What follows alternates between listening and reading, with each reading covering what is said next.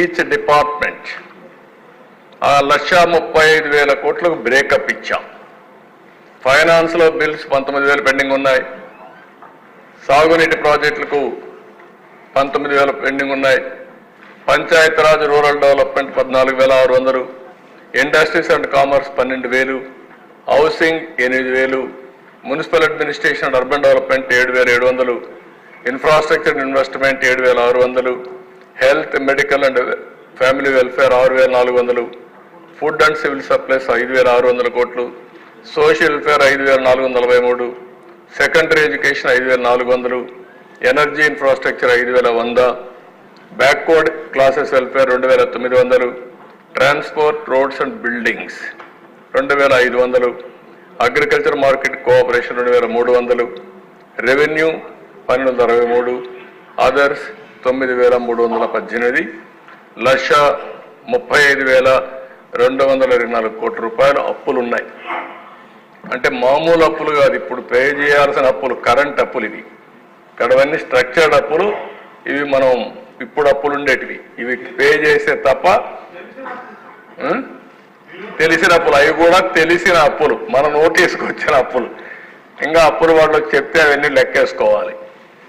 మన finance department ఆ పనే చేస్తున్నారు ఇప్పుడు. నెక్స్ట్,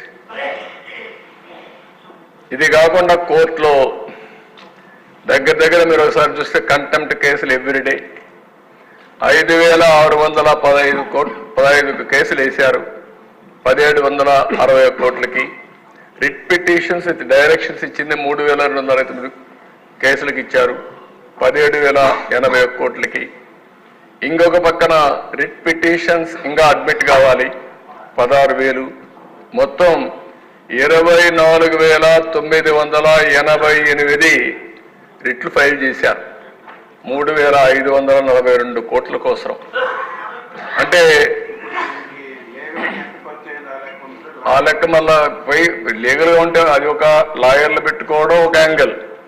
లాయర్ల కంటే దశ ఐఏఎస్ ఆఫీసర్ని సిఎస్ అని లేకపోతే సీనియర్ ఆఫీసర్ని పిలిపించి కోర్ట్ హాల్లో నిలబెట్టి నువ్వు మేము ఇచ్చిన ఆర్డర్ ఇంప్లిమెంట్ చేయలేదు కాబట్టి జైలుకు పంపించిన సందర్భాలు ఉన్నాయి, పనిష్మెంట్ జైలుకు కూడా పంపించిన సందర్భాలు ఉన్నాయి.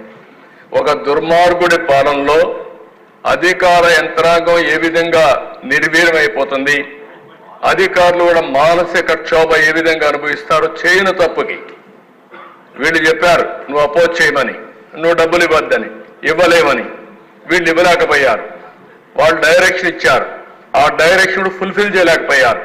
అప్పుడు ఏం చేశారు కోర్టు, ఎవరైతే కన్సర్న్ ఆఫీసర్ ఉన్నాడో ఆ ఆఫీసర్ని కంటెంప్ట్ కింద జైలు పంపిస్తున్నారు, పనిష్మెంట్ ఇస్తున్నారు.